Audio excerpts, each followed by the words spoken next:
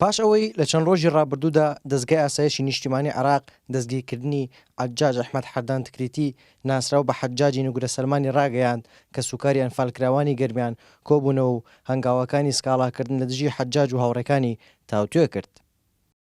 ئێمە هاتوین لێرە ئەم شەو لیژنەیەک دروست ئەکەین، ئەو لیژنەیە ئیشی ئەوە بێ سکاڵانووسەکان دیاری بکە، چونکە هەموو کەسێ پێ ئەچێ هەموو کەسێ ئەوانەی تەنانەت ئەوانش کە لە ناو نوگرە سەلمان بوونە پێ ئەچێن نەشێن نەگونجێن بۆ تۆمارکردنی سکاڵا. ئەم لیژنە ئیشی ئەوەیە ئەو کەسانە دیاری بکە و ئامادە سازیان بکە بۆ تۆمارکردنی سکاڵا.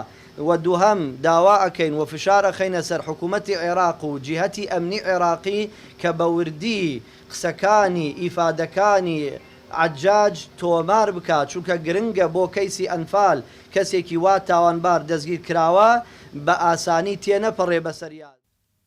دوای ئەوستەمەی لە نوگرە سەلمان بەرامبەر بە کورد کردوێتی کە سوکاری ئەنفالکراوان وەک دەستکەوتێک لە دەستگیرکردنی حەجاج دەڕوانن و پێیان وایە بەو هۆیەوە بەشێک لە خەمەکانیان دەڕەوێتەوە. تاقانێکی ئەنفالیش کە ماوەی 6 مانگ باوکی لە نوگرە سەلمان بووە باس لە شێوازی ئەشکەنجەدانی زیندانیان دەکات لەلایەن حەجاج و دارودەستەکەیەوە کە باوکی بە چاوی خۆی بینیوێتی. باوکم بە 6 مانگ لە نوگرە سەلمان بوو، لە دوای ئەوەی کە جیان کردو لە تۆپزاوەکە 4 خوشکم لەگەڵ 2 براودایکمیان جیا کردو، باوکمیان بردە نوگرە سەلمان. باوکم لەوێ ئەیوت کە خەڵکێک ئەگەر بە شێوازێک لە شێوازەکان بە عەقڵی ئەوان هەڵس و کەوتی نەکردا ئەیان برد ئەیان بەستە ئامودێکەوە هەر لە بەینی تا ئێوەرە سزایانەدا بە لێدان و بە کێبڵ بە بەرچاوی کۆی سشنەکان و بۆ چاوشکاندن و بۆ ئەوەی ترسێکی گەورە بخەنە دڵی سشنەکانەوە.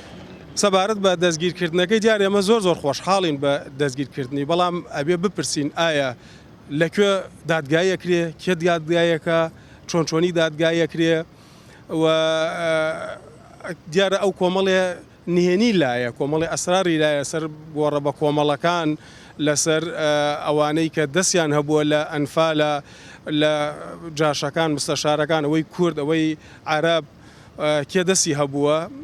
داواکارم ئەوانەی کە دەستیان هەبووە هاوکاری بوون هەمویان بدرێنە دادگا. عەجاج یان حەجاج یەکێک بوو لە ئەفسەرەکانی ڕژێمی ڕووخاوی بەعز لە زیندانی نوگرە سەلمان. لە کاتی شاڵاوەکانی ئەنفالدا لە ساڵی 1970 تاوانی توند و دڵڕەقانەی بەرامبەر بە زیندانیانی نوگرە سەلمان ئەنجام داوە.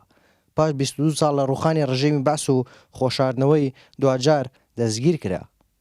هارون ڕەشید، کەناڵی ئاسمانی پەیام، کەلار.